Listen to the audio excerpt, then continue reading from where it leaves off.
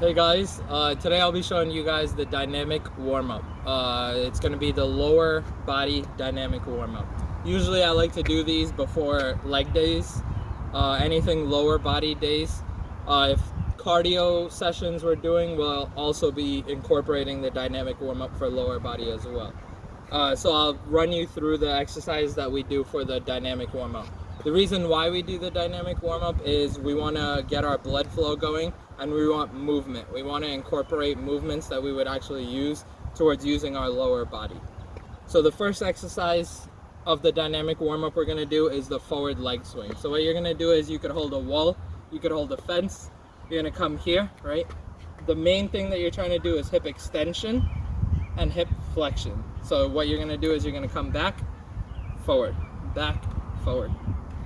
You're going to do that a couple times. I'll link it in the info how many times you're going to do it per leg. You're going to try and do it about 10 to 15 smooth motion. So it's going to be here, back, extension, flexion. 1, 2, 3. You're going to do 10 to 15 that leg. Then you're going to switch to the other side, extension, flexion. That's the first exercise. Second exercise you're going to do are side swings. So side swings, you're going to hold on to that wall or fence or whatever you have in front of you just for balance purposes. You're going to come here, you're going to come out, in. So from the side what it's going to look like is it's going to be outwards. So abduction, adduction, right? So from here you're going to come out, in, out, in. 10 to 15 each leg. You're going to go out 1, 1, 2, 2. Third thing we're going to do, deep squat stretches. Deep squat stretches, I like to do different variations of it depending on what I'm feeling that day. If I feel I'm going to do a lot of hamstring motion in today's workout, right, then I will incorporate more of this type of deep squat stretch. So one variation of deep squat stretch, you're going to come down, right, you're going to come all the way down into a squat, low, really low. You're going to touch the fronts of your feet, you're going to come up, and you're going to tighten your hamstring. So it's going to be a stretch of the hamstrings at the top. So what it looks like in full regular motion. Down, up, 1, down, up, 2. I'll give you all rep counts right in the information box below. Next exercise, you're going to go side to side laterals. Side to side laterals, you're going to bring your feet a little wider than shoulder width. You're going to come down one side. What you really want to focus on here is moving your hip down. So what it's going to look like from the side, you're actually moving your hips back and down. So here, you're going to come back and down. You're going to touch in between the legs. Same thing, other side, back and down, in between the legs.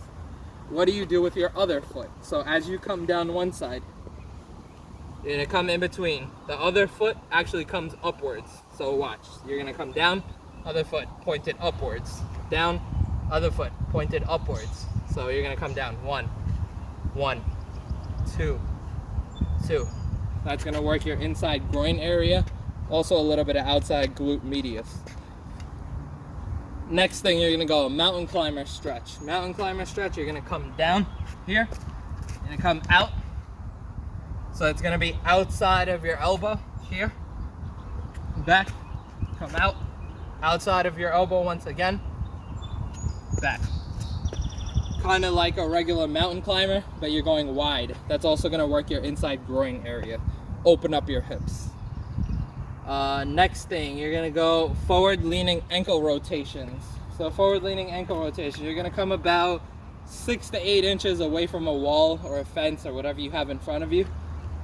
From here, you're going to bring your knee forward while maintaining heel contact on the ground. Touch the wall, right back. Foot forward while maintaining heel contact on the ground, right back.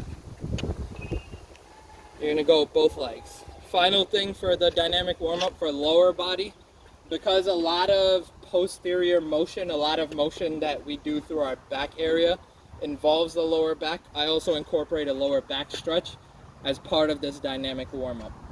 So what that's going to look like is you're going to find somewhere on the floor on a mat. You're going to come down.